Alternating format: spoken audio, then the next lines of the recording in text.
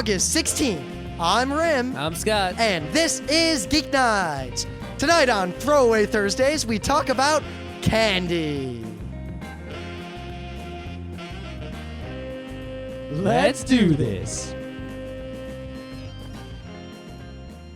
So this morning, it looked like it was going to be a nice, normal day. I woke up almost on time. I left. I didn't stop at the coffee shop, ride my bike with Emily. We're going to get to the train station. And there's almost no traffic. Everything's great. The weather's perfect. Wow, there's no traffic. We're driving around town. We're not like getting on 84 or anything. Usually there's a lot of traffic in our way trying to bike to the train station. I never have traffic ever going to the train station. Well, the traffic, it's more along the lines of a lot of cars are going by, and a lot of cars freak out when they see a bicycle, and they swerve over the double yellow and almost cause accidents. I don't see people freaking out.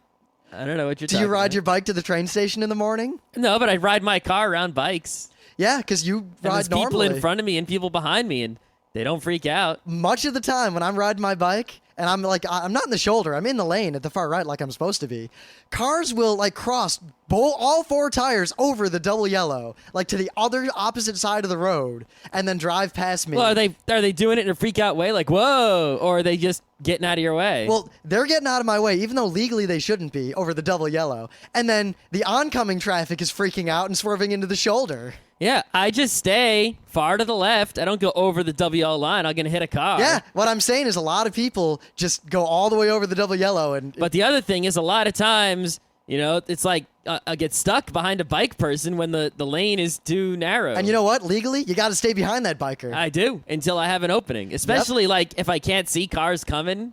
It's like, that big turn when you leave the train station to the right? Yep. You can't see what's coming around that corner. If you go over that line even a little bit, you could be dead. The thing is, though, remember, you're generally smarter and have more common sense. But I don't see the people in front of me or behind me in their cars doing anything different from what I'm doing. Maybe because I'm biking, I see the reaction of every car that passes me dealing with a bike. Sometimes people honk at me. Sometimes people suddenly notice me and then swerve. I don't notice that. A lot of people honk. A lot of people flip me off. Uh-huh. It's awesome. Mostly on my way home more than my way to work. But anyway, come down the road. There's a long, awesome hill. Well, it's awesome in the morning because I get to fly down this hill. They just repaved it. It's very nice. I know. It was great for rollerblading now. Mm-hmm. But on the way home, it kind of sucks because it's really, really steep. Uh-huh.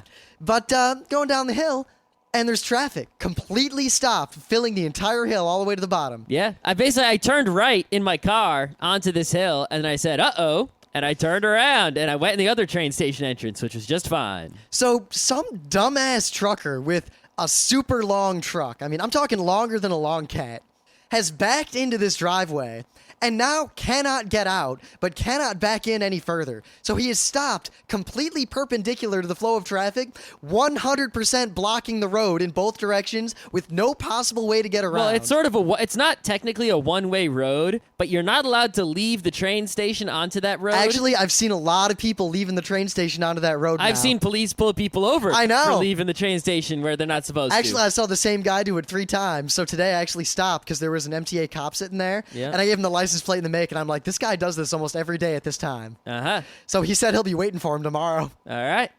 But anyway. The point is that you're only allowed to go the other way on that road if you were, say, stopped at one of the houses on the road. Or there's a business there's at a the very mechanic, bottom. and there's another business that this truck was going to. And this dumbass truck is stuck. And he's stuck to the point that there's a fence on one side. Even the pedestrians really didn't have an easy path to get around this truck. Yeah. Because you had to climb over the fence. I just kind of said, screw it, and I just rode past the truck and made him stop for me. Mm-hmm. But he was stuck, and he couldn't get out. And there's a line of cars, and people were getting out of the cars on the passenger side and walking and yelling at the guy. And people are, trying to turn around, but they couldn't because the cars behind him were too close. Yeah, and I turned around immediately. And I just went, whoop, and Yep. I got out of there. But a lot of people ended up missing their train because of this dumbass truck. The truck should have gotten a ticket for obstructing the road. Well, the thing is, I complained to the MTA police since I was talking to the guy anyway. Well, they're MTA police. They don't have jurisdiction over there. No. But the thing is, they took the complaint because he said a lot of people complained. And Metro North takes stuff like that seriously, and they're going to follow up with the local police, and that business is going to get in some trouble. Yeah, it's pretty cool that the subways and the trains have their own police. Yeah, think about that. That's how badass New York State, downstate They have is. separate police for the trains and the subways. I mean, they're real police. It's not like they're fake police, but they're the police that they just have jurisdiction on trains where Normal police don't have jurisdiction. And they don't mess around. Plus, all the employees of the trains have the same rights as police officers in terms of if you assault them, minimum sentences, and all that business. Yeah, there's a lot of laws that protect subway and train and bus employees, because sometimes they have to go, like if you're the bus driver who has to drive in the shit town, they make a law that says, all right, don't fuck with the bus driver, which is fine. Yep. But yeah, that was the most interesting thing that happened to me today. Then I went to work, and now I'm back home. Me too. Hooray. Tomorrow's Friday. It is. Which means you don't have to make a show. However, Friday night, the first of the Visigoths are going to be surrounding this capital of Geek House. Doesn't matter. I'm going to run away to Carthage. And where, pray tell, is Carthage? I don't know. You're going to lock yourself in the bathroom upstairs and just hope everyone goes away? Let's just pretend that my room is Carthage. All right. The thing is, Carthage didn't really survive the Visigothic invasions. There's a Mediterranean Sea in the way. I can't hear you. You're a little far away. And then, of course, we're playing D&D on Sunday. Yep. And some Burning Wheel on Saturday. Yep. And some Drunken Horatio possibly on Saturday. But it's going to be a good weekend. All right. What kind of news do you have for this weekend? Well, speaking of transit and New York City, this actually has nothing to do with that at all. So in L.A., as you might know, on the other side of the country. You know what this reminds me of? This segue was much like the way I remember stalactites versus stalagmites. Stalagmites might hang from the ceiling, but they fucking don't. No, they don't. Anyway, this is a mashup of Google Maps and the homicide statistics of Los Angeles County. So this is a lot like that sex offender map plus Google Maps that I saw. Though I gotta say, while a significant portion of sex offenders didn't actually do anything wrong and just, peed in public or something, we looked up every sex offender in our area, and they were all like horrible rapists. They were all rapists or child molesters or other horrible things. I mean, most of the people that are gotten by sex offender laws are sex offenders, but we're not going to talk about this. No. But this is the same kind of mashup, only it's murders in L.A., and you can break it down as all statistics. You can look for manslaughters only. Yeah. Uh-huh. You can look for the age, the race. Accidents only. No, just murders. Oh. All right, here it is. It has age categories, ethnicity categories, gender, cause of death. There are only 4: blunt force, gunshot, stabbing, and other. What? Is it a stabbing? It says stabbing. I like how there are Does it separate it by big knife, little knife, shiv? No. It's just blunt force, gunshot, stabbing, other. Day of the week. And then they have 2 special categories: killing by police and suspected domestic incident. Uh-huh. And by clicking all these, you can... suspected domestic incident, so definitely a domestic incident doesn't count? I imagine that a definite one is also suspected of being one. I mean, if you shoot a guy and I see you shoot him, I suspect that you shot him. I also know that you shot him. But it could have been an illusion. You could have been seeing things. Here's what I've learned. That'd be crazy. If you're like a magician and you find a way to do a magic trick to make it look like you killed someone in the street and everyone's fooled, but you didn't. It's kind of like that the street magician who had the trick where he breaks the car window and then acts like he freaks out and runs away. Yeah, only that guy I think actually broke a car window. I don't know. I really think it was staged. Either way, go on. All right. So I've learned 2 things from this. 1, there are a few places in LA that are really fucking dangerous. Uh-huh. So don't go to those places. And 2, if you are between the ages of 20 and 29, are Hispanic or black, are a man, and it's a Sunday, watch the fuck out. But why do they get killed on Sunday? There's more murders on Sunday than any other day. So just Sunday, stay at home, watch football. Maybe the football has something to do with it. I don't know. It's like the what is it? The LA, let's see, San Francisco 49ers, LA Raiders. The Raiders, I think it's the Oakland Raiders now, though. I don't know. It doesn't matter. The California football teams, not so good. People get pissed when they lose, maybe? Who knows? Well, it might also have to do with paydays or something. I don't know. Maybe there's blue laws out there and man can't get his man juice. I know California has the blue laws. That's true. That's true. way out west. You never know because New York has some blue laws. That's because we're in the Northeast. But New York is New York. But those laws are old. Granted. California is new. Very new. I did find it hilarious when Dave from Dave and Joel's Fast Karate for the Gentleman was spending time in New York City and was amazed at the fact that pretty much 24/7 you can buy a beer just about anywhere. Yep. In fact, you can buy a beer at the train station from a guy who will sell it to you right before you get on the train. Well, you're on a train. The trains that go to Connecticut, some of them have a bar car where you can buy beer on the train. I love New York. Right. But anyway, there are similar statistics now that a lot of people are able to put this data together. There's an unrelated story, I'm not going to bother linking to it, about how police officers are looking at data like this and determining areas where crimes are likely to happen at certain times, and they're just putting cops there, and crime rates are going down pretty significantly. Yeah, it's not like the crime is going to move elsewhere. Like, I forget what city it was, but they noticed that the majority I'm of... not going to kill you over here. Let's go to that place that's low crime and no cops, and I'll kill you over there. The majority of stabbings occurred outside of check cashing places on paydays in poor neighborhoods. That reminds me, when I was leaving Shea Stadium, and I saw the funniest thing ever. There was next to Shea Stadium, there's like an area where there's a whole bunch of like Korean auto shops. But if you go down the street a bit, there's another area, and I saw in one sort of like, shopping building of some sorts, there was a check cashing place. In the same structure, directly adjacent was a liquor store. And there was a stool in between the stores, and on that stool was a homeless man. I guess he begs for money from people who just cashed their paycheck and buys liquor with it. He's like, he's not even fooling anybody. And he sits in the prime position. Much like the Silk Road, that guy. That guy indeed. Anyway, I find things like this fascinating. Marco Polo of Queens. And I wish there was some sort of national database of crimes that I could then look at in a system like this, because I think that would be really cool. How about a cell phone application that says, hey, go this way to avoid the crime, or you're entering a high crime area, watch out. Nah. Stuff like that. I just realized suddenly, this is the exact opposite of that. What if we made a little application for cell phones or PDAs or Wi-Fi businesses, or maybe if we even sold a gadget? And those services where it'll like beep if there's a gay guy nearby with the same thing, or beep if there's a guy into S&M nearby into the same things you are, or dating services. There's a lot of things like that. What if you made one that allowed you to specify yourself as a weed seeker or weed seller? Yeah, I'm sure they have those. It's called prepay cell phones. Yeah.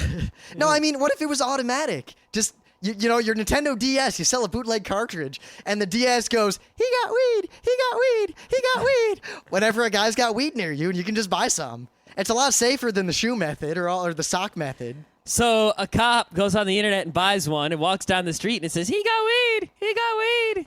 Yeah, and you know what? There's some plausible deniability there. And two, you can always say, are you a police officer? Uh-huh. Or you make it really secret. You ask people when they buy them if they're a police officer. Are you done? I'm done. All right. I could keep going. So there's been something that's been pissing me off lately. Oh, fancy that. Actually, I think I've complained about it on the show before, but now I'm going to super complain about it.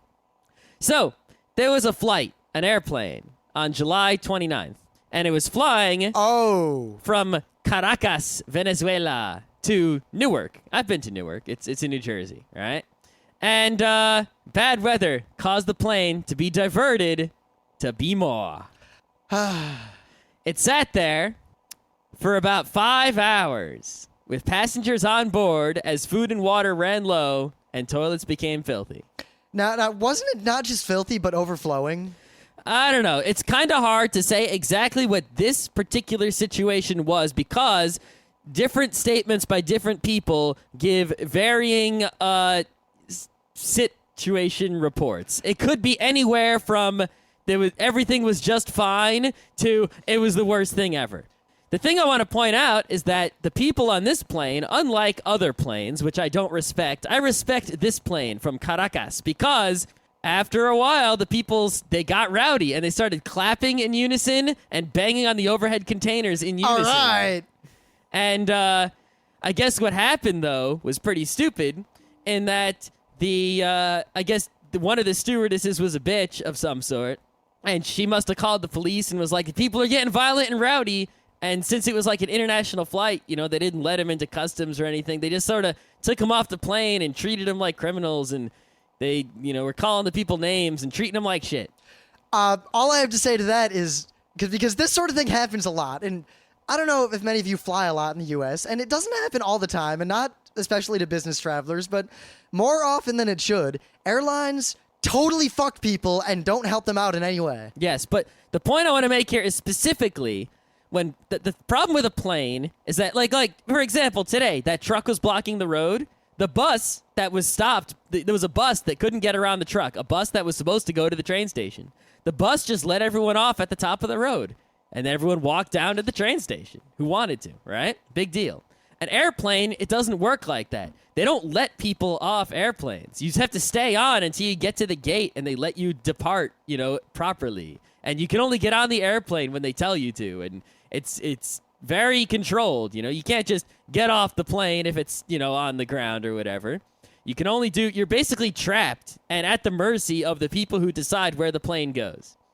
I think that's pretty much true in all countries, though. It's not like a U.S. thing. However, there's been a problem and a lot of stories, at least a lot of stories on the internet. I don't know how often it actually happens, where a plane... It's happened to me. Has it happened to you? You realize that maybe... It's never happened to me. Maybe it's just bad luck, but the last time I flew without incident was when I was in high school. I've never flown without incident. I mean, I've never flown with incident. Every time I have flown or attempted to fly since I graduated high school has ended in absolute disaster. Anyway, there's a lot of situations where a plane leaves the gate, which means now you can't get off. And it sits outside on the ground, mind you, not in the sky, on the ground, not moving for a very long time, hours and hours and hours on end, right? And the thing I don't understand about this is, okay, if a plane isn't ready to take off right now, like the runway is free, I'm going, don't leave the fucking gate. Don't leave. Don't close the door. Why? The reason is because they want to use that gate for other things. They want to get that plane out of the way. I've never been to an airport where every gate has been in use. There are always zillions and plenty of extra gates that are not in use. Not all planes can go to all gates. Not all airlines can use all gates. There's all sorts of reasons for that. That's a bunch of bullshit. If they have a bunch of gates, any plane that needs to should be able to use any gate. Fuck them. Any gate that it'll work with. You can't really manage the airplane. While I agree that generally that situation is crap, your solution doesn't work perfectly because, if there's no gate, you can you wheel up the stairs next to the plane and people walk down the stairs onto the ground. The rationale is that it's dangerous. Oh, no, they let me do it in Florida all the time. You can always board right onto disembark right onto the ground. Well, it depends on where you are and where the plane is, and there's only designated areas they can do that. The plane can taxi over to a designated area. No, but you're forgetting the primary thing.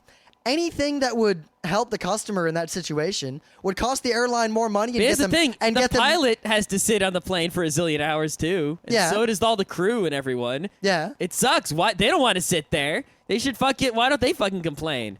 No one should ever be forced to sit out on an airplane not going anywhere for more than like 30 minutes. Ever. Scott, the reason it is this way is that no one cares enough except the people who get fucked by it, and they have no power at all. What are you going to do? What are you going to do? Not fly? If you raise a ruckus, they arrest you. If I was stuck on a plane for more than like an hour, I would literally get everyone on the plane into a mob, force the crew to let us open the door and leave. I wouldn't be violent or hurt anyone. Scott, it wouldn't matter. I would use the emergency chutes and get off the plane. That's illegal. You'd all be arrested. That's fine.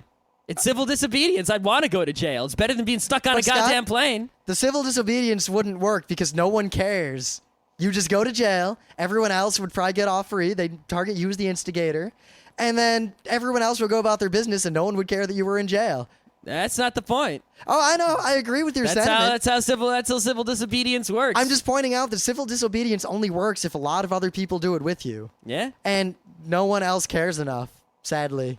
That's tough. You get the blood boiling. But anyway, it's not gonna happen. The point is basically, I say that if you have a plane and it's not going anywhere and the people want to get off and you don't let them off, I say that's illegally detaining people and they should go to jail. You can't just hold people there if they don't want to be there and there's no reason you can't bring them back. FAA regulations let them do that. Yeah, the FAA regulations are bullshit, and they're basically in contradiction with civil rights. Yeah, the thing is also, you agree to all of that when you buy the ticket. If you don't agree with that, you don't have to fly. Flying's not a right. I know. Notice I haven't been flying lately. That's why I never fly, and that's probably the only But here's reason. the other thing is, right, FAA regulations, these people flew from Caracas.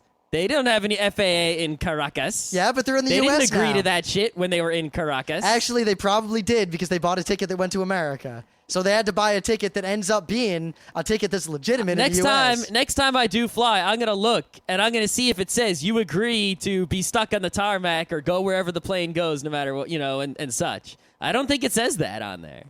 Anyway, the point is BS. It has to stop, and if people need to start, no one wants to sit on a plane like this. If you're stuck on a plane like this, you have to get rowdy and freaking make sure that airlines know that people aren't going to stand for this anymore. It would only work if everyone did it, and not everyone's I think everyone's got to start doing it. But they're not gonna. Because remember, most people don't care. People just, this would all I get... think people care. You don't want to sit on the plane for Scott, 10 hours. the thing is... I think they're just wusses. They care. They're just also wusses. Scott, you realize that most people, as far as they're concerned, have to fly and get where they're going, so they just do. This would all be solved if people who disagreed with how airlines were run just didn't fly.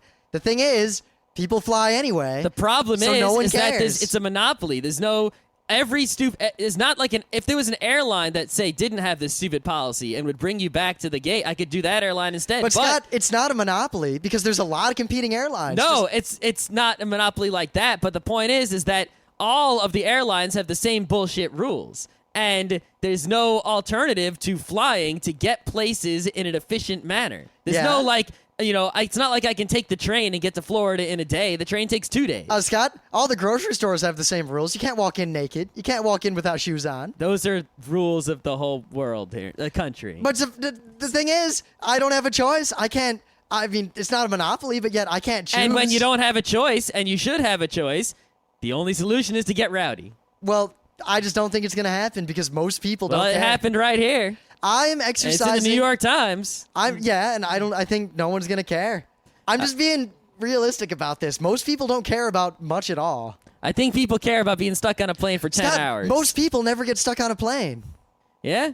Okay. Most people don't even fly. I think people who get stuck on planes, none of them want to be there. I took a much more practical solution. I just vote with my dollars and I don't fly. And if I have to go somewhere to fly, I have to fly to get somewhere, I'm either going to take all of those factors into account. I mean, very few things are going to convince me to get on an airplane these days. I'll only get in an airplane when there's basically, there's no other way. Like, I have to go to London. Well, I'm not going to take the slow boat. I would seriously consider road tripping to PAX instead of flying. I would seriously consider. Plus, that'd be kind of fun. Especially if we got all our friends to go, took a week and a half The off only work. reason I wouldn't is because I don't have enough vacation days to do so. Actually, I do. I realized that despite Otakon and the Week of Awesome and everything, I have another 2 weeks this year. All right, we'll go use them. I'm gonna.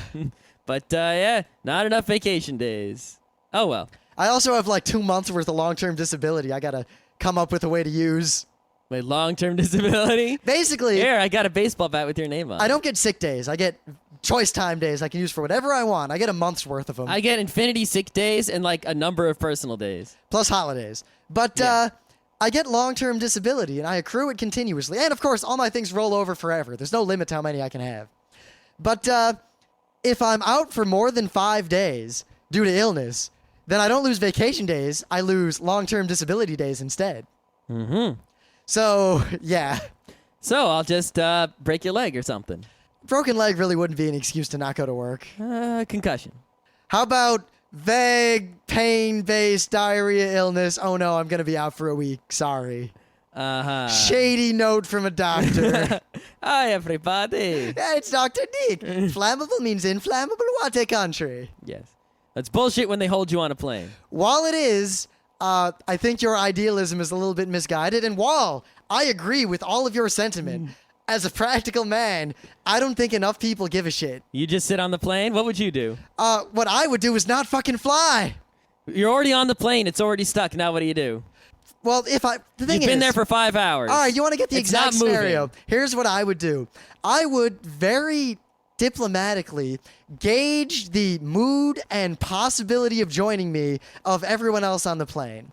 And if I could determine that not just a majority, but a plurality of the people on the plane would rise up with me, then I would set up a situation whereby everyone rose up, and yet no one would be able to point to me as being the instigator. That way, I could just be part of the crowd. I probably wouldn't be singled out in any prosecution that followed, and I could still have all the media impact. That is what I would do.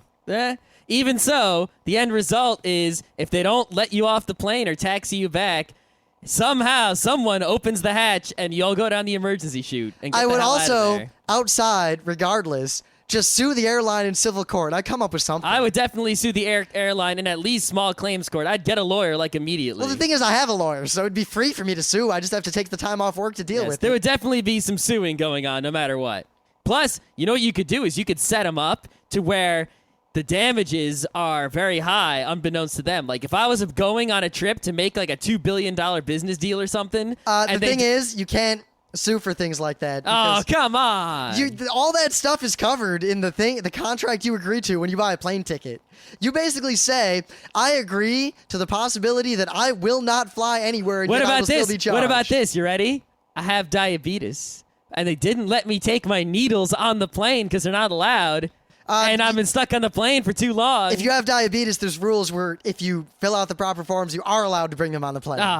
There's got to be a catch. There's got to be a way to fuck them. There's There got aren't to many. be a way. It would have to be so premeditated and... There's got to be a way.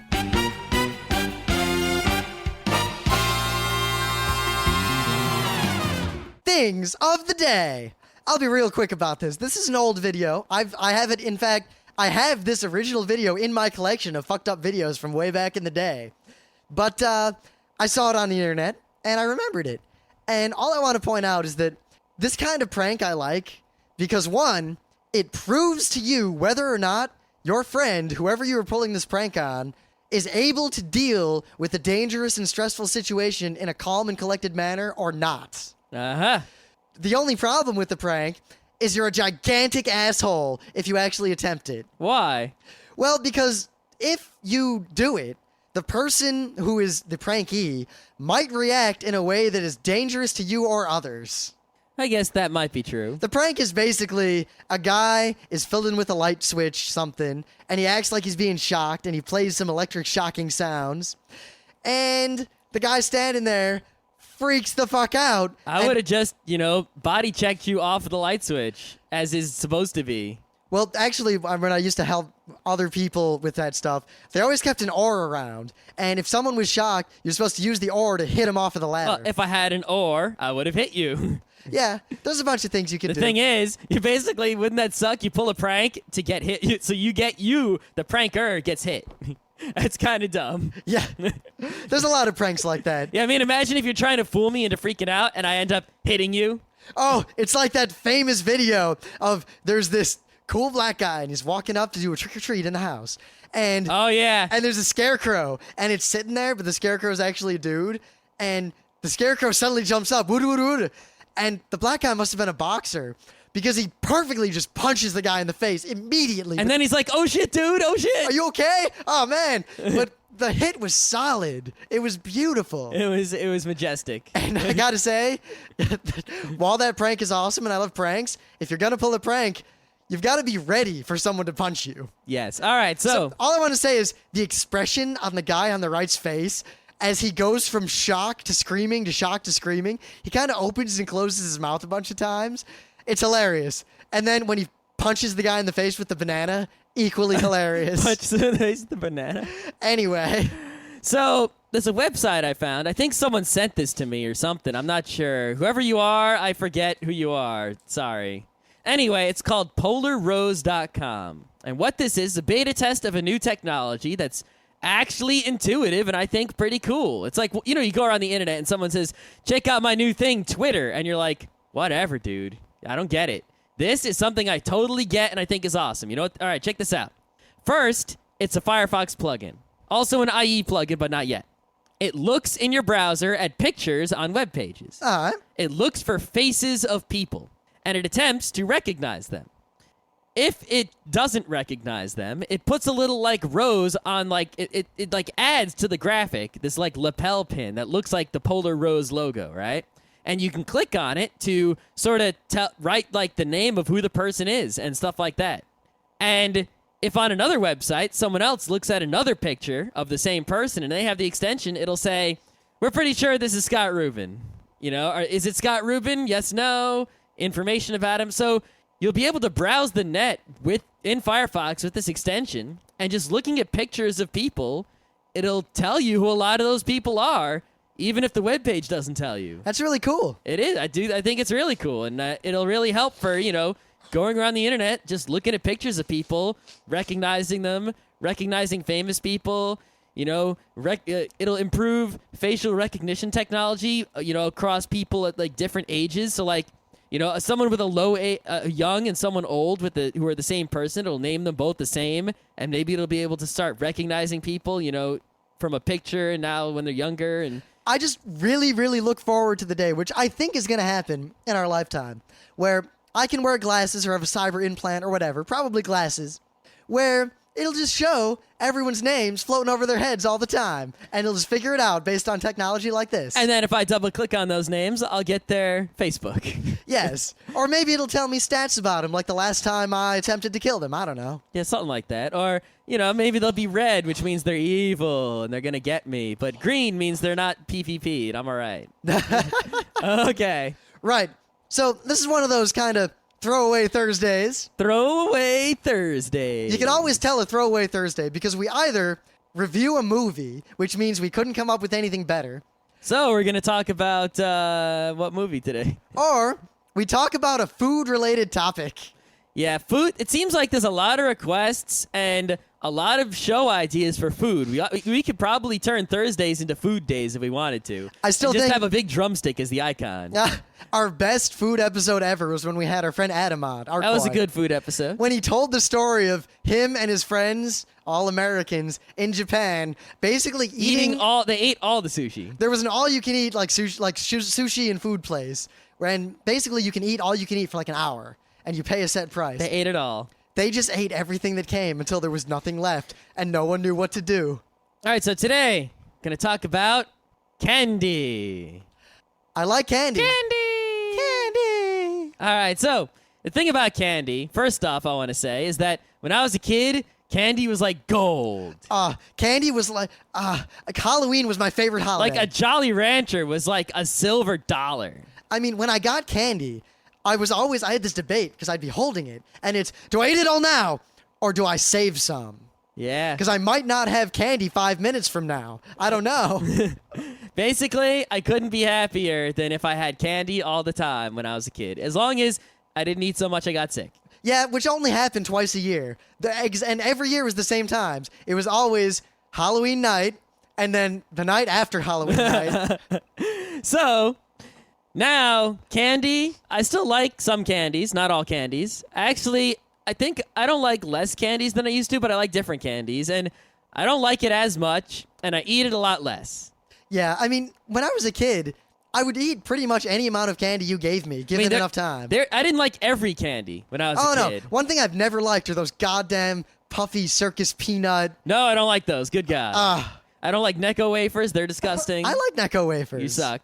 I don't like any of the old, on Halloween, old people give you candy that's always different from normal people. It's like normal people give you an M&M, give you Snickers, give you Three Musketeer, little Reese's, Blow Pop. Old people gave you like something really weird, and it sucked. See, a lot of times I was leery of those things. My dad would always say, at least try it before you knock it, and a lot of times it was really good. No, I tried all of them, and they all sucked. Anyway, yeah, candy. It's yummy.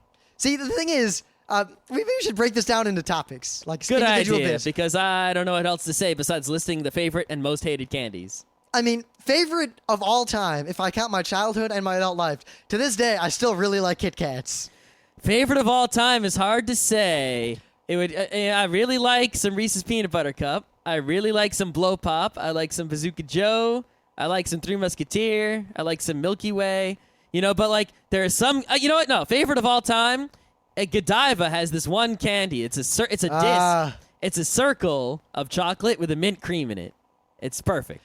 Actually, when I was a kid, I used to really, really like those Andes mints. Andes are awesome because I would never buy them in my house. My grandma always had them. So whenever I went to my grandma's house, it'd be like, Andy's Candies. Oh, man. When I was a little kid, it was like the crazy treat because my parents were always loath to buy them because we wanted them all the time. So every now and then they'd be like, we're buying them. Those after 8 things also work. The thing is, I liked them, but I liked them mostly because of the mint. And I remember as a kid, I'd always be like, man, I wish I could have one where it was mint on the outside and chocolate on the inside. And then they made those. And we should buy some next time we're at the grocery. thing is, I don't like them anymore. Oh, I still love them. They're great. Thing is, I mean, I liked them as a kid, but now that I've had better mint and better chocolate. Yeah, it isn't that minty. I would like them more if they were more minty. That is not true. only that, it's the crappiest chocolate, and they're really kind of dry and stiff. Dry and stiff, I found them to actually be kind of mushy. You gotta like leave them out warm to get them that way. Actually, you put them in the fridge. That's what I do with them. I don't like them anymore. The chocolate's so cheap. The mint flavor is so cheap. They could be much improved if you used a high quality dark chocolate and a more mintier mint. I agree, but they're still all right because it's still mint chocolate. But yeah, let's just talk about Much candy better bars. than mint M&Ms. Because candy bars are the big one. When I was a kid, I could eat like a double king size Snickers bar and not even blink. Yeah, definitely. I could eat a freaking Charleston Chew when I was a kid and not blink. Charleston Chew's actually one of the few chewy things I do like. I used to eat mostly Snickers bars and anything with puffed rice in it, like Crackles or Nestle's Crunch. See, I like those. I like pretty much all candy bars, except for Butterfingers. They're disgusting. I liked, there was one kind of Butterfinger that was different. Also, I don't like anything with the coconut. Almond Joy and Mounds can both suck a dick. Got nuts? No. Moms don't. Yeah. So Almond Joy's got nuts. I think the one Moms don't. the one I ate more than any other was the Three Musketeers. See, those were okay. I ate them a lot, mostly because my grandparents bought them all the time. Yeah.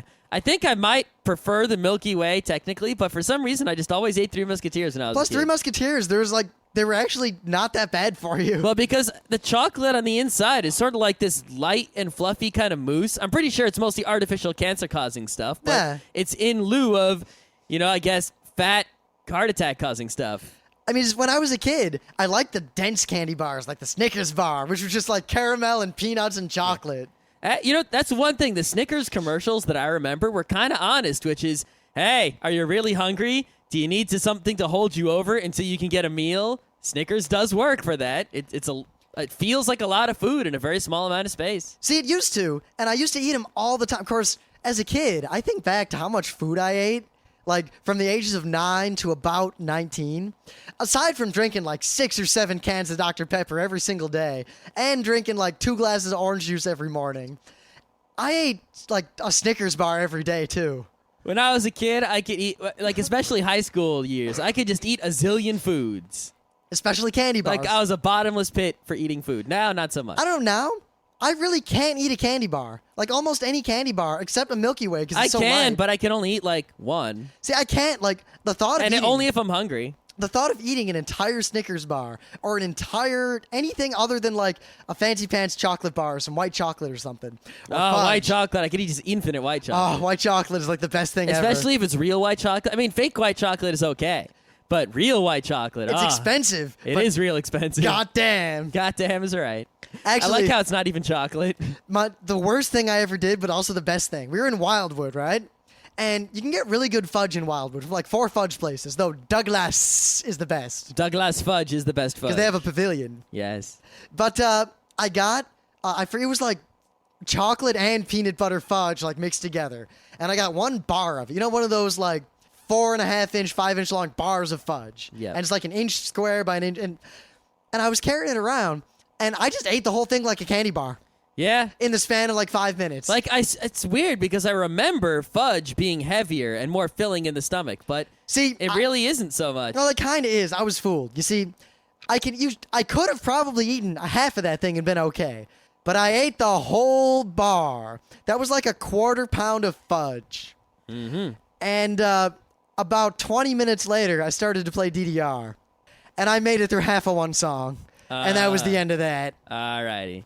Yeah. It's weird. It's like when I was a kid, whatever tasted better was better, and it did nothing else mattered. Now, and I'm older, what I look for in candy is tastes real good, but is also real light. It's like cheesecake, which isn't really candy, but it tastes like candy.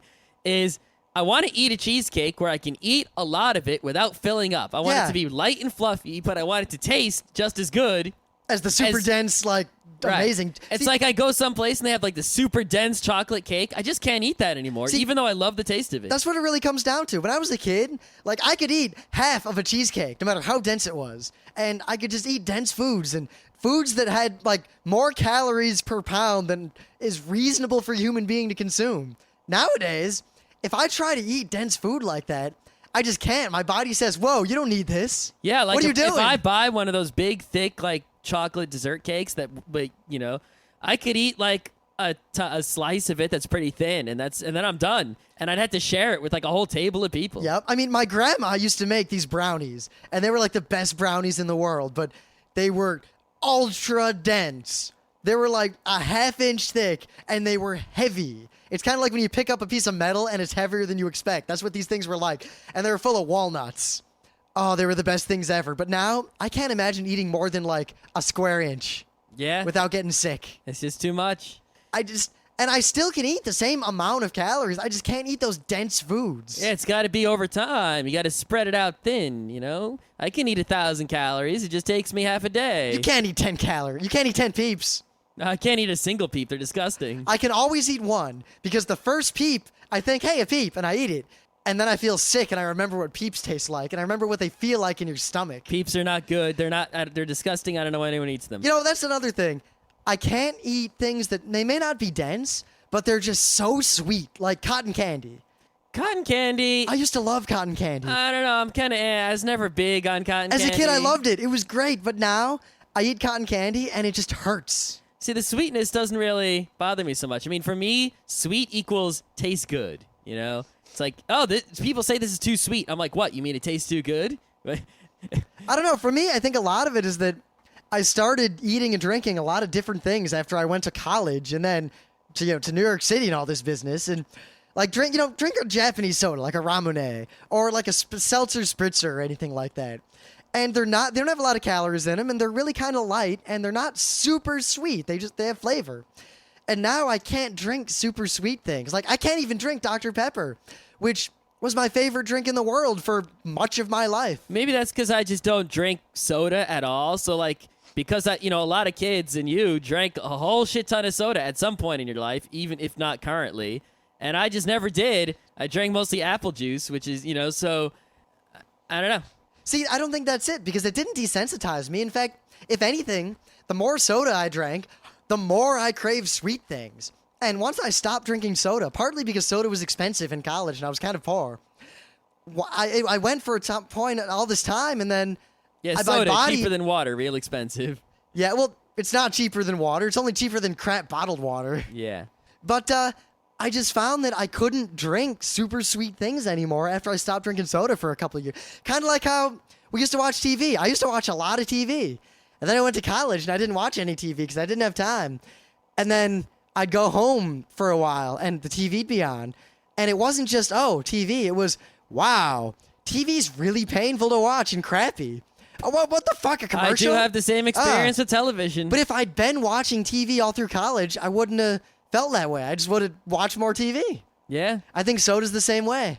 It could be. But maybe candy's also the same way. When I was a kid, maybe I would have just kept eating candy at the same rate, and when I finally got money, if I would have spent it all on candy, maybe I still would have kept on with the candy eating. Though I think part of it, too, is just that kids need a lot more sugar calories than adults do. They do. I mean, as a kid, think about it. I'd eat a bunch of candy, and then I'd run around the house for like 2 hours, like hitting my brother and jumping on the couch and having a pillow fight and running outside and chasing the dogs and rolling around. And just to play a video game, I needed candy. Yeah. Yeah, and now I don't run around so much. Yeah, I still do, but even now, I can't. Of course, I can drink a Red Bull just fine. I can drink like 5 Red Bulls. Yeah, okay. I can't drink 10 Red Bulls. No. But, I mean, the energy, it seems like, kids get their energies from the sugar, their immediate energies, and adults go for, like, the caffeine or the Red Bull. And I wonder, what's better? Maybe adults should just be going for the sugar some more. I don't know. Actually, as a kid, I went for the caffeine, too. In middle school, I was one of those kids who carried around the Jolt Cola every day. And in high school, I was one of those kids. I would basically keep 2 liters of soda in my locker. Good job. So, Let's talk about some other candies. We talked about the candy bars. I know Rim has something to say about this. Let's talk about gum. All right. I like gum, especially Bazooka Joe and Doublemint. I, as a kid, had braces for like 8 years. I had braces for a while, and I didn't chew gum while the braces were going on, but I did before and after. The longer, as it went on, when I had braces and couldn't chew gum, the memory of what gum was, kind of kept elevating, like it was this mystical thing. And gum was this awesome thing that I missed, and I wanted it more and more as time went on. And I remember I got my braces off, and I was like, goddamn, son of a bitch! And I went and got some gum, and I chewed it. And I remember my orthodontist gave you gum, so sugar-free gum, as soon as you had the braces off. He had it at like every station. Mine did gum too, sitting there. and I wouldn't chew it because those sugar-free things. They are disgusting. I do not like the sugar-free No, I gum. went straight to a store and I bought me some Doublemint. Doublemint's good. I like the Doublemint. But I don't like bubble gum. I don't like the flavor of bubble gum. I don't like bubblegum flavored things. The only bubble gum I can stand is Double Bubble. See, Double Bubble's actually the gum I can't stand. It seems like the flavor of bubble gum Is disgusting. Well, no, people can't seem to agree on exactly what it is because everything that calls itself bubble gum tastes different. Like bubble yum, disgusting. Bubble tape, disgusting. Bubble, disgusting. You reminded me of bubble tape. Disgusting.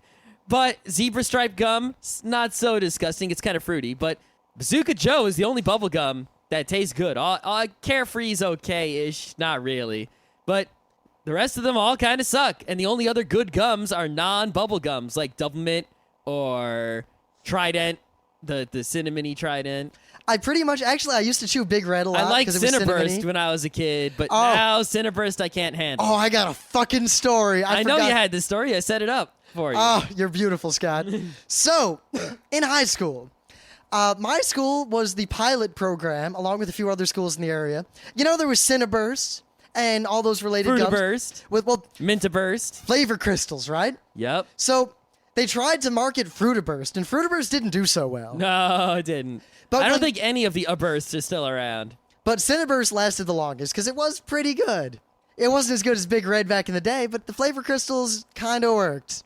Mm-hmm. Anyway, so my high school got a shipment as part of this promotion of like 4 or 5 pallets of this stuff. We're talking like tens of thousands of individual 5-stick packs of Fruitaburst. And they gave them out in the school and they did all this stuff with it. And then they just stopped doing it. And the school still had all this gum left over. Fast forward. I am a member of the Quiz Bowl team. My school's Quiz Bowl team is actually super, super good, partly because a senior who was on the team at the time was... Get to the gum. All right, but suffice to say, Quiz Bowl was like this awesome thing because basically we went to these tournaments and we were super into it and we had all these fun superstitions about like you can't shave if we've been on a streak and all that business. And the guy who was in charge of the gum was also in charge of the Quiz Bowl. And in charge of the gum, meaning the gum was in one of his offices because they didn't have anywhere else to put it and he refused to throw it away. Uh-huh. So every time we went to a Quiz Bowl tournament, he'd give everyone on the team one of these packs. And it became this tradition of you open the pack and you start chewing. And you're not allowed to stop chewing until you lose a game. So you'd have this Fruitaburst in your mouth. And if we were on a streak, for about 9 hours. You could refresh. Maybe this is why you don't like gum. You could refresh in an emergency with like another stick or something, but you had to keep the gum in your mouth pretty much until you lost a game.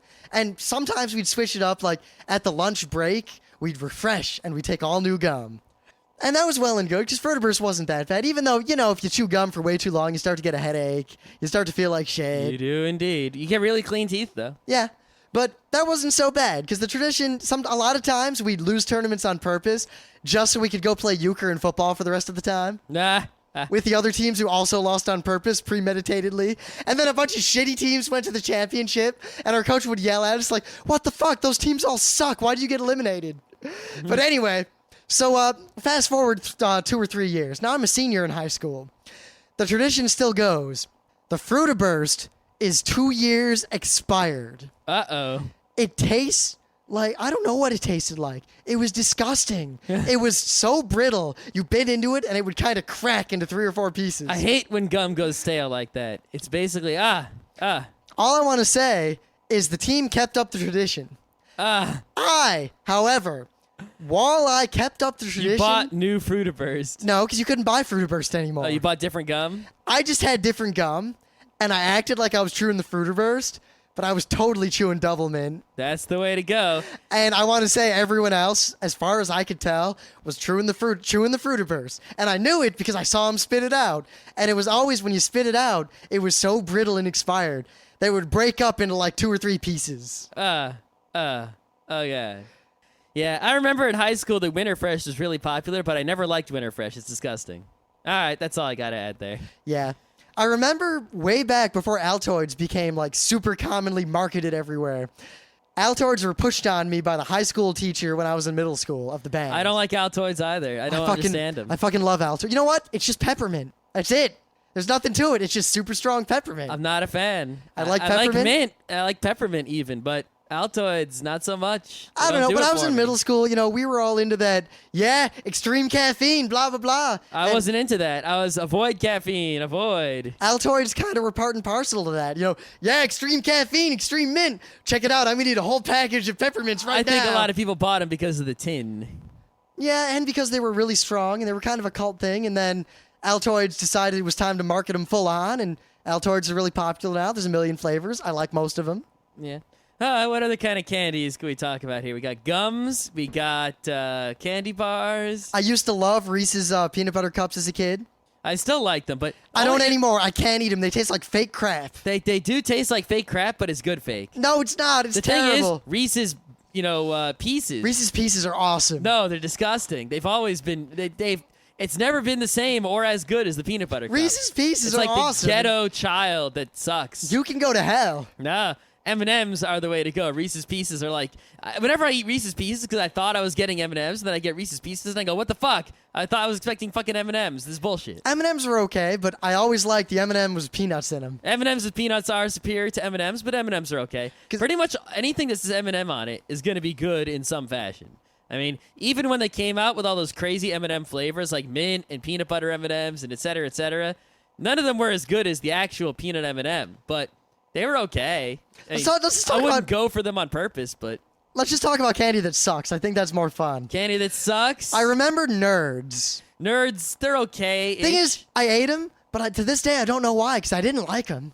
There's just nothing. They're not bad, but there's nothing really awesome. They always about came to them. those packages where there were like 2 different sides to it, and Yeah. Pretty much, you know what sucks is pretty much any lollipop that isn't either a blow pop, the regular Charms pop, or a Dum Dum. If it's not one of those 3 lollipops, it sucks. I don't know. I like kind of those old school rock candy pops. No good. And you see the old fashioned giant swirly lollipops. Those are terrible. Those don't actually taste good. They're disgusting. Also, they're really hard to eat. You're not going to finish it. You're going to get sticky all over no matter what you try to do, and then you're going to drop it. Yeah. I don't see the purpose of those other than decorations. So no, you can carry it around and say, I has a lolly. I guess, but they're disgusting and there's no point to them. If it's not a Charms lollipop or a Dum Dum, it ain't worth shit. That includes Tootsie Pops. They suck. I don't care how many bites it takes. They're not good. Tootsie Rolls are good. Lollipops are good. Tootsie Roll Pops are not. I liked all those weird, I don't know if even Tootsie Roll made them, but they were like vanilla, but they were a Tootsie Roll. I don't remember those. I've never heard of such a thing. Actually, I remember as a kid, I really liked mothballs. I don't know what a mothball They're is. basically just I know what malted- a fireball is. They're just malted milk balls. The thing is, atomic fireballs, remember when I was a kid, there was this mystique about them. Like, oh man, eat an atomic fireball. You used to have a cup and some water there so you wouldn't hurt yourself with them. I would just eat 2 of them. They were great. Yeah, I just loved them. It was basically like a double Cineburst in a way. What I didn't like, though, were all those sour candies. The ones that were so The sour ones with it the hurts. exploding head on them. Yeah, all the ones I hated those also. I never understood why anyone ate them. A lot of people ate them just to prove how badass they were. I think there was sort of this trend of candies that were just sort of, can you eat this? How awesome are you? You'd go to the public pool and at the snack bar you'd get them, or the ice cream man would sell them to you. And there was this sort of cult around, at least this cult following of kids around crazy candies like the atomic fireball. Can you eat it? Oh man, I don't know if you can. Oh man, he ate it. Oh, whoa, he's powerful. Goodness, his power level is over 9,000. He could withstand the 10,000 power level candy. One thing I really always thought were crap were Good and Plenty's. Good and Plenty's are crap. Mike and Ike's Jawbreakers, I didn't not like. good. Do not like Jawbreakers. My mom ate Jawbreakers like all the time. She fucking loved those things. They're not good. They're just big. Not only she really liked them, but she always chewed them up. And I remember one time she chewed one up and it got stuck in her throat and she had to go to the hospital. When she got back, all I could say was, I told you those things were bad. But she was eating one on the way home, so. They're not good. Jawbreakers, no. I don't know. What other candies can we think of? Twizzlers. Oh, I fucking love Twizzlers. See, I loved Twizzlers until one day I had real licorice. And you know what? Fuck Twizzlers. No, real licorice is actually, I don't like. I love real licorice. No, I don't like it. I like anise cookies. I like Especially anise liqueurs. Black licorice, disgusting. I love me some licorice. It's just rancid. But only the plain Twizzlers. If it's not Twizzler brand, if it's some other brand, or if it's not the default flavor of Twizzler, it tastes like ass. I can still eat a Twizzler though. Don't get me wrong. All right. I only like the plain Twizzler, and it's awesome. But all other kinds. I remember. This is sort of a sad story in a way. I was at someone's house for a sort of party in high school, right? And there was some Twizzlers there, and I just kept eating them and kept eating them and kept eating them. And I think I ate most of them or all of them, like a whole bag's worth almost. You know, high school, I could do that sort of thing. Yep. And because I ate so many Twizzlers, I was sort of hyped up.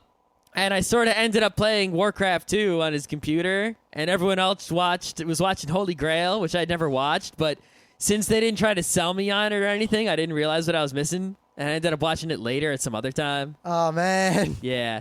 Oh, man. Oh, man. I want to do a show talking about that movie. Yeah. And the first time I saw it, we should. where I laughed so hard that I'd miss jokes. But basically, I was sitting there playing Warcraft 2, which I couldn't play at home. And on the other side of the room, all these people were laughing hysterically. And I was just like, yeah, whatever. I'm playing this game, which I can't play at home. That is really sad. Yeah, but Twizzlers, they fuck with my brain. I couldn't make good decisions. The things I always...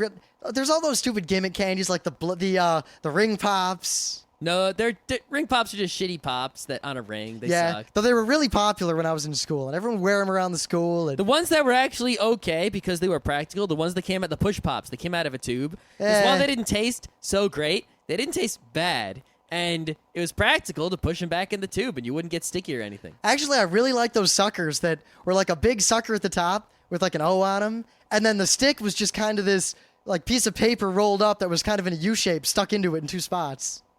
They're like generic cheapo suckers. I don't remember those. Yeah, in the Midwest, we call them suckers. Yeah, it's a lollipop. Fuck you. It's not a lollipop. Lollipop sounds very effeminate. I question your sexuality. Sucker sounds very homoerotic. It's not a lolly. I'm not going to go lick my lolly. I'm going to suck on my sucker, goddammit. You're going to suck on some dick is what you're going to do. All right. Can we think of any other candy-related things to talk about? I don't have many more anecdotes. Yeah. Most of them involve other foods or Jell-O or... I like just chocolate bars, just flat chocolate, like a bar of dark chocolate, period. Oh, man, dark chocolate is like the best thing ever, other than white chocolate. I don't understand why. I mean, milk chocolate, I guess, is edible, but I don't, like, seek it out often. You know, it's usually I want dark chocolate or white chocolate. Why do they have this milk chocolate and these other, you know, it's like, come on. The problem is... dark chocolate that much more expensive or harder to make? Well, the one thing I've learned is that when it comes to chocolate, other than, like, the highest end of the spectrum... the more expensive chocolate is superior. Well, except for brand name crap and like ultra fancy chocolate. Well, the thing is this like cooking chocolate, right? Which is like real chocolate, but you can't eat that. It's meant for cooking, and it'll ruin you if you try to eat it. And then there's like Godiva chocolate, which is better than your average store chocolate, you know, Hershey's or whatever. Hershey's actually isn't so bad, but It costs so much money for Godiva chocolate that it's not worth that money. Hershey's is a better deal because for Hershey's you can get a shit ton for like $1. I wasn't saying you should buy the expensive chocolate. No. I'm just saying the expensive chocolate is really freaking good. The Godiva chocolate is freaking good, but it's not worth the price. However, there are other chocolates you can get that are more expensive than Hershey's but worth the enhanced price, such as a Toblerone or something like that. Oh, the Toblerone. Toblerone is awesome. It comes in a cardboard box, and it's got all these little triangles. You can break them off one at a time, and they got nice little nuts in them, and the chocolate is better than Hershey's chocolate, and Oh, yeah. Actually, along those lines, those Ferrero Rochers. I'm not a fan of the Ferrero Rocher. I don't like it so I thought much. you used to like those a lot. No, Greg was the one who bought those. Uh-huh. I bought the Cadbury eggs. The Cadbury. Do you see how the Cadbury eggs are smaller now? I do see that, and notice I haven't bought any last year. In The thing protest. is, I used to always think I liked them, but every time I ate one, I didn't actually like it. See, I like the cream on the inside. There's something about that cream. The chocolate is just normal chocolate, big deal, right? And it's just a chocolate container for this awesome cream that they make. I don't know what the hell's in that cream. And making them smaller means a lot less cream. And all I want is that cream in like a tube or something. I remember I saw a website. The idea of that made me a little nauseous. I saw a website where a guy tried to cook a cake, and he replaced eggs with Cadbury eggs. That didn't work. It didn't work. No. I think what they should do is I realized that I can just buy frosting, which is, you don't know, cake frosting is just Crisco and sugar, basically. Yeah, so it's basically just trans fat and sugar. Yeah. So I realized I could just eat frosting. Why do I need to get Cadbury? That eggs was a for? bad revelation in college when we were kind of poor, and we realized that in terms of taste and enjoyability and all that, Crisco and sugar, aka frosting, was a lot cheaper than ice cream. You could just buy a tub of like cake frosting for like $1 and then take a spoon and have at it. And if you ate it really slowly, that was a pretty good deal for your money. And we did that probably more often than we should have. No, I think we did it about the right number of times. I still think that more than one is more times, because you should have learned your lesson. I didn't. I learned a lesson. It tasted really good. I learned my lesson. I felt pretty crappy after that. I didn't. I felt great. Actually, what I used to do a lot in college is just eat cookie dough. I'd buy a tube of cookie dough and just eat it. Yeah, I didn't do that. But when I do make cookies, I eat some of the cookie dough. And I like cookie dough ice cream a lot. I don't know why. Oh, cookie dough ice cream is awesome. It's the thing is, people seem to make this mistake with the cookie dough ice cream. Is they used to in the early days not put enough cookie dough in there. It's like, what the hell? You should be freaking loading this thing up with huge chunks. Basically, of cookie dough. I want cookie dough with ice cream and not the other way around. That's what I'm saying. That's what I'm saying. Actually, the best thing in the world along those lines. We've already gone on long enough. I think we'll end on this. All right. I used to work at DeBella's Sub Shop in Rochester. That one summer, the summer of awesome, where me, Alex, and Scott lived in Rochester And you just played played Puerto Rico 10 times. Yeah, like every day. And I drove to the beach a bunch of times, up north a bit, and we just kind of lived the lives we would live if we had nothing to do except live our lives. Yep. And I worked at this DeBella Sub Shop to have money to buy food. And I learned from the veterans that in the back freezer, I mean, DeBella's has really fucking good cookies in and of itself. The cookies they have are awesome. If you're ever in Rochester, New York, buy one of their chocolate chip cookies with walnuts. You will not regret it. I don't think you're going to regret most chocolate chip cookies. No, with but these walnuts. cookies are above average. All right. They're awesome. Uh-huh. So they don't make the dough there, but they buy the dough frozen and then they thaw it and they bake them fresh. The dough is sent in cookie form frozen. It is stored in the back. It does not freeze to the point that it is rock hard. If you open an individual package of a cookie and eat it in its frozen state, it is perhaps one of the top 10 most delicious things in the world. I don't think it's that good, but it's probably damn good. You've never had it. It I can't- was dubious. Someone was like, go in the back and eat the frozen cookies. And they were freaking out about it. So I'm like, whatever.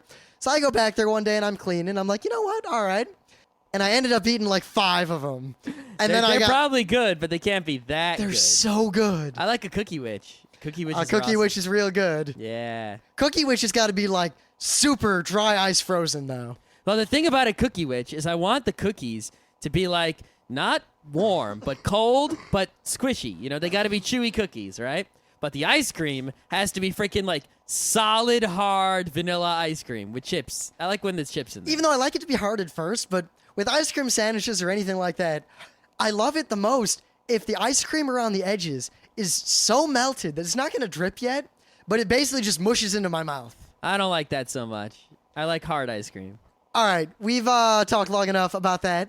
We're going into ice cream territory. I think that's going to be another show. Yeah, And there's probably a lot of other candies out there we could just talk about how we hate the watermelon flavor of Jolly Rancher and watermelon flavored anything that's not a watermelon tastes like an asshole. yeah, and stuff like that. And well, I guess we'll just leave it for another time. We did a show about candy. Throwaway Thursdays, what do you want?